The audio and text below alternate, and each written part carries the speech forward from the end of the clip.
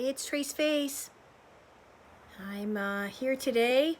I have a very generous donation from Shannon, who would like for me to tell her story today, which I'm going to do. And I first wanted to start out by showing you guys some of these beautiful and amazing gifts I've been getting in the mail. I'll start off, I'll show you guys some stuff I've gotten from you all, and I can't thank you enough. This is from Lisa. Oh my gosh, it's called Comfort and Joy Apothecary. It's some of the best smelling stuff I've ever smelt. She makes her own soaps, her own oils, her own linen sprays, and my skin has been glowing thanks to you, Lisa, and so I wanted to show you guys that. If you're interested in any of this stuff, let me know so I can get back to these guys. And Cindy, with your cross stitch album that you gave me, this is beautiful. It's got a butterfly on it. I can't thank you enough. I love this. I'm showing you the wrong way. I absolutely love this, and it represents such freedom to me, and so I wanted to show everyone. And for those of you that remember Kim coming on my channel last month, the month before, Kim, look at what she made me. This is supposed to be me. Now she had to change the hair color on it. She had blonde hair. She stitched this. She got this down to like, this is unbelievable. Like, she's got the nose ring and she's even got the cross on here. Where did it go? Oh yeah, this is usually what happens. The cross goes behind me and I have to get it going the right way. And she's got the outfit to a T, and she's got my jacket saying no narc. I absolutely love this, Kim.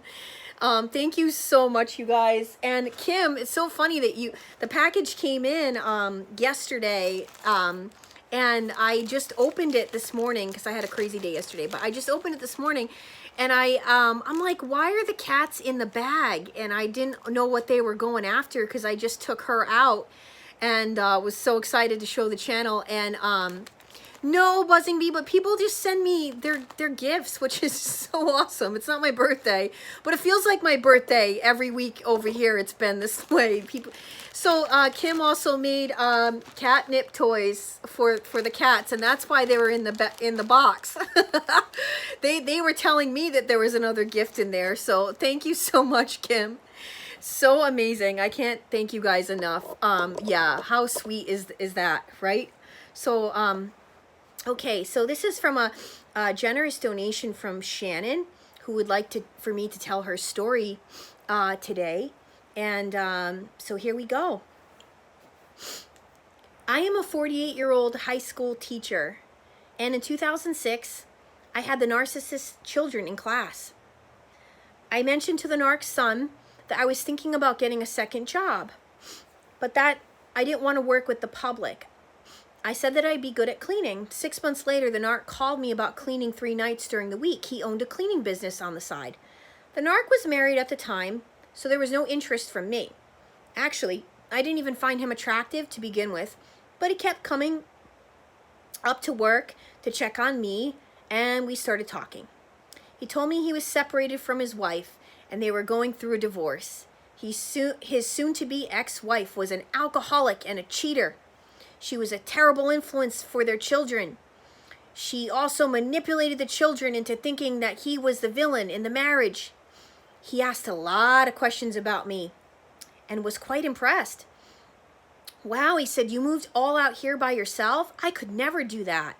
You went to college for how long? Wow, how many degrees do you have? More conversations and flirting, and then eventually, of course, I invited him over to my house. He came over a few times, and I went to his house as well. His soon-to-be ex-wife had moved out of the house to another state, so I never questioned him. By the end of 2009, we were an item. During the finalization of his divorce, the narc did things such as following his soon-to-be ex-wife to a bar and calling the police on her to get her arrested. It didn't work. He knew her passwords and looked into her bank account, personal emails, and Facebook. I told him this was wrong, but he spun it and said it was very necessary in order to gain custody of their oldest son, who was 7 at the time. After a year of dating, the narc kept selling the idea of me moving in with him. He would say, "I will take care of utilities, cable, food." I mean, how much could you eat, he said. I told him that I liked my place and that I didn't have to rely on him for a place to live. Besides, I had a house full of furniture.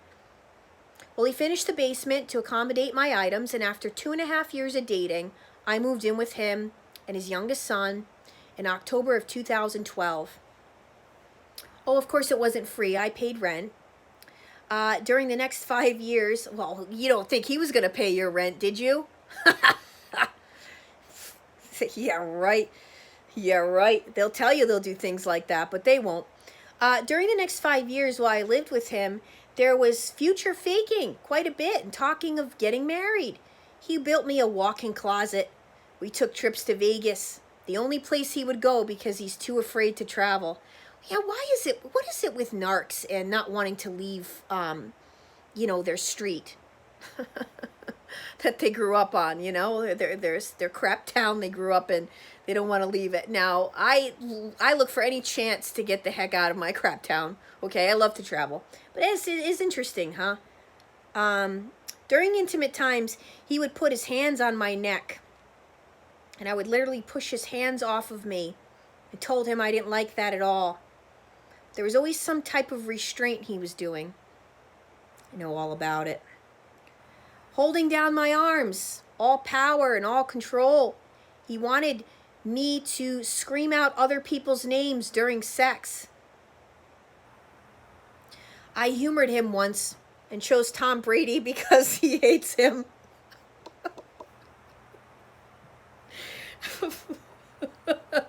There were what-if questions, and when I reacted badly, he would say, "I'm just joking around." He loved using the silent treatment and used that with me a lot, which drove me crazy because I wanted to resolve what was wrong. The narc would say things like, "If you don't like it here, then hit the road. When I met you, you were a size 2, and now you're a size 8? Oh my God, you're going to wear those jeans?" I never heard him seriously laugh. He was totally uncomfortable socially. He could not create conversations with others, even his own children. Isn't it funny how boring they actually are? The narc was very proactive of his phone and his computer. Everything had passwords, right, and I bet you they changed every 2 weeks. He wouldn't even sit next to me while he was on the computer because he was chatting to other females. Towards the end of the relationship, on 2 occasions, he slapped and punched me in his sleep. In 2004, I went out to a bar with a fellow teacher and I was pulled over on my way home. How interesting, huh? I had to do all the tests, but I wasn't legally drunk. The officer wanted me to call someone to come and get me. And at 1 a.m., I called the narc, who always had his phone on him. He never picked up, and I wasn't allowed to drive. I never said anything to him about the call, and he never said anything like, "Hey, I saw you called me at 1 a.m. last night. Everything okay?" Later, I put 2 and 2 together. The narc wanted me to get arrested and called the police on me. Of course he did. Just like he did with his ex-wife. And he was sleeping with the fellow teacher and devised this plan with her. In 2015, I cut this teacher out of my life because she was toxic. But I didn't know the narc was just a narc yet. And on a good note, she retired this year. So yes, my narc slept with a 60-year-old woman. Supply is supply. The narc had a racing hobby because he likes cars and he loves the spotlight. He cheats in every race to win. And in January 2017, I see a picture of him conveniently posted on Facebook with another woman, an old high school friend. When I bring up my concerns, I am jealous and being ridiculous. This woman doesn't go away, of course. She accompanies him to his races from March till the end of our relationship. The narc would say, "Oh, she's just like one of the guys out there. She just likes the racing. I've known her since high school. She was best friends with my high school girlfriend. Do you see how big she is? Hell, she could lift the car." You know the women I like. I mean, look at my ex-wife and you. Thin and slender. Her wedding dress was a size 14.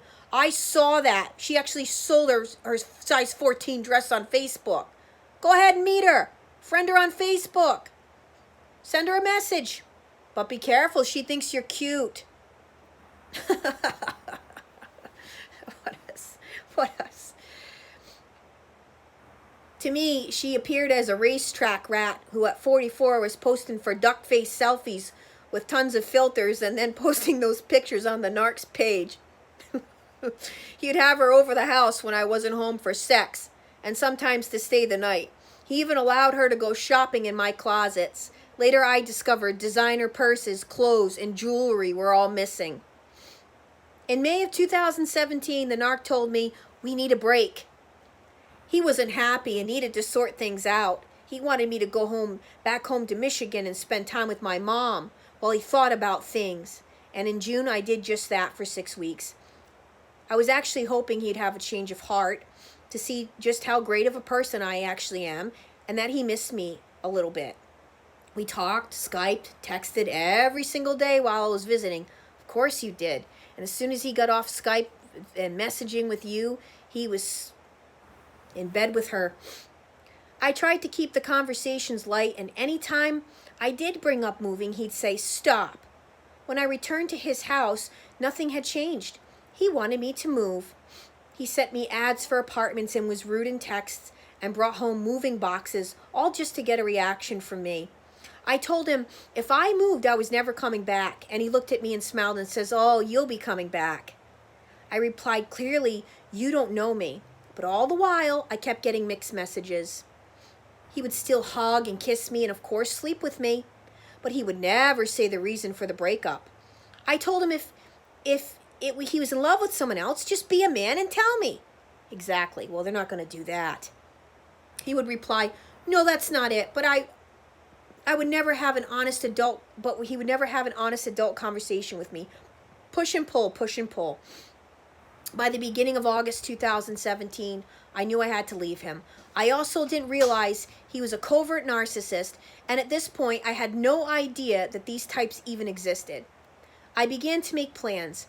I told him I was going to buy a house, and he thought that was the dumbest thing to do. All control he wanted me to rent, so he could bring me back if he wanted. Of course he did. He told me that I was boring. This coming from a person who has actually traveled to only 4 states his whole life. And that I had no friends and that I wasn't happy. You see how they twist it all around? Projection, projection, projection. He would say, I've been watching you. You aren't happy. When I tried to talk to him, everything was left for my interpretation. And when I interpreted, he would say, I never said that. We've been done a long time ago. You should just let us go. All of which would make me cry, of course. When I told his youngest son I was leaving, who was 15 at the time, he said, I love you. I don't want you to go, but I know who my dad is, and I saw what he did to my mom. You have to leave him. It's coming from a 15-year-old. I spoke to the narc's oldest son. He told me to move and never look back, and that I should talk to his mother, the narc's ex-wife. The ex-wife and I actually spoke extensively and compared notes, and I found out all the bullshit he pulled with me, and he did 100 times worse with her for the 20 years until she finally got out. Speaking with her was validating, and I apologized to her for believing the narc, the cheating, the violence, the gaslighting, the crazy making, the stalking and harassment, trying to get her fired from her job and arrested with the DUI. The narc painted her as the bad guy to me, but of course, he never once thought I would reach out to her. During Labor Day weekend in 2017, while the narc and the new supplier were out of town for racing, 8 of my friends helped me move out of the house full of furniture to a temporary location, and I stayed with friends. The narc came home to a virtually empty house. Congratulations, that's exactly what you want to do. I was in no contact mode. The very next day, he began to hoover. Texts, are you okay? I never responded. He texts, Skypes me, emails, snail mails, even tries to contact me on Fitbit. He physically stalks me. He sends me fake book requests, calls, gets others to try to message me, uses his brother's account, who at the time was in prison for molesting his daughter, to try and contact me. Sounds like a great family. He tries to hack into my Facebook account. I documented everything and responded to nothing. After 13 pages, I submitted it to court for a restraining order. He never saw that one coming. During the hearing for the restraining order, I had a lawyer friend help represent me pro bono. Not bad for not having any friends, huh? I was granted 5 years, and the narc looked like a dumb asshole in court. He showed up in jeans and a sweatshirt. He was unprepared, stammered, waved his arms around, and pointed at me. He even admitted in court that he called the cops on his ex-wife because he was totally justified. He really isn't that smart. No, they aren't, guys. They aren't. I began seeing a therapist once a week, and in 2018, I moved into a newly constructed house. In 2019, the narc violated the restraining order by coming up to the high school for the new supplies son, and I reported it. He was charged and wanted to take it to trial even though he didn't have a case, and there was a video of the violation. When he was served, he told the officer he had a box of materials he could leave at the high school parking lot just to try to take me down. He was trying to intimidate me, so I dropped the charges. I didn't. More intimidation games. He finally pled guilty and paid the fines. He wasted his one-time suspended imposition on me because his facade is everything. You got it. You nailed it. Well, the narc married the new supply. She has an 8th grader that will soon be at my school. I think he married her so quickly because he thinks it would hurt me, and he thought he would have another in the high school. I have heard his Facebook is littered with overly happy pics of his new wife and her son all faking around. His young son moved to another state to be with his mom and his siblings. Funny how they all moved away from the narc. As I look back, there are many red flags. I ignored my intuition. Eventually, I typed up a red flag list. It's 11 pages long. In January 2019, I met a guy, and after a year of dating, we are now serious. He is sweet, smart, generous, caring, thoughtful, honest, and considerate. Everything a narcissist will never be. I feel so lucky to have him in my life. Last summer, we traveled to Europe together. For the first time in my adult life, I feel like I have a solid relationship with total trust. This Labor Day weekend, 2020, marks 3 years since I left and went no contact. And to this day, the narc still tries to contact me, creating fake Facebook accounts, even posting on his own children or on Snapchat. And I just document everything. Since the restraining order was granted in 2017, I have 14 pages of documentation. And when the order expires in 2022, I know I will have to get another one. Never rely on the narc for closure, people. Create your own. The first year was very tough, but it got better and better, and I slowly found peace. At times, I even feel sorry for his new wife. I am so thankful I never married or had kids with him, but regardless of your situation, you can leave too, and you will look back and say, I can't believe I put up with that treatment. My life is so much better now. You don't know what you don't know, and now I know. Like Tracy, I want others to know as well. Thank you so much, Shannon, for sharing your story with us.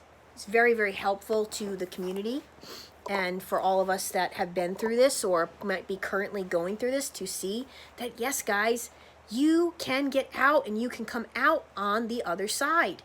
And when you do, and when you look back, you see everything for truly what it is. I had sessions today with so many people. One of the common things everybody was saying today is, I don't understand. I was such a strong person. How do they get strong people to react and get like this? It's like we were under a spell. That's what everybody says to me that I've worked with. It's like I was under a spell. Yes, you were. You were. And as you guys know, you know what I believe this is. So, again, guys, the narc has got to live by the narc's terms. The narc, they are so stupid, aren't they? I mean, it's like the situation with Kim, that I had on my channel, and how, they're getting a restraining order on them, and they're still trying to prove that they're right. All the documentation is in their face, and they still have to think in their heads that, no, life's going to be on my terms. I'm going to do whatever it is I want to do. It's just so unbelievable, isn't it?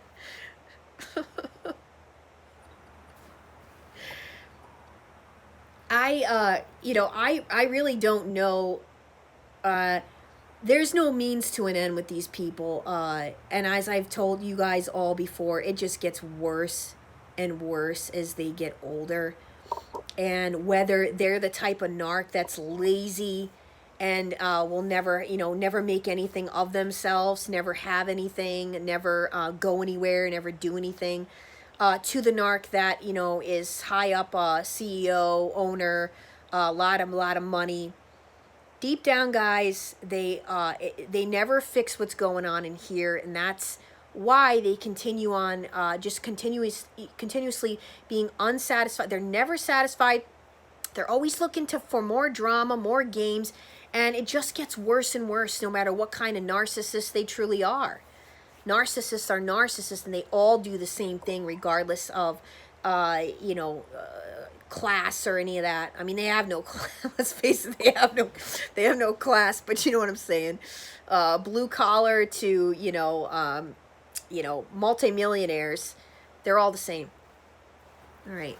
And they are textbook, and they are not playing with the full deck. And anyone that gets in their path is going to feel it in their spirit and in their soul.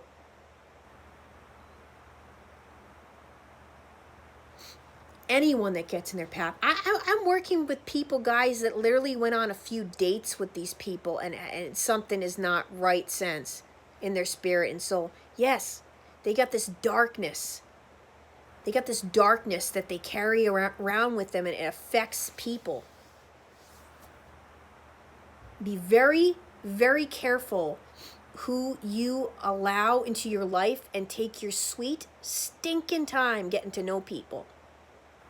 Because nowadays it's gotten a lot worse with all the online pornography and things that these people that already are dead inside, they're watching all kinds of violent things on the internet and sick, disgusting things, and it gets worse and worse and worse with that too.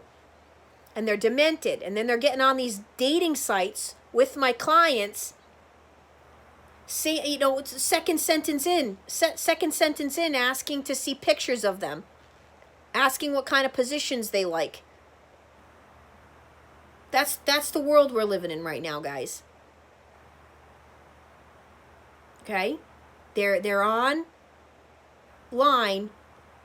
They don't even care who you are on these dating sites. They just care about your body parts and what kind of a pig that you might be with them.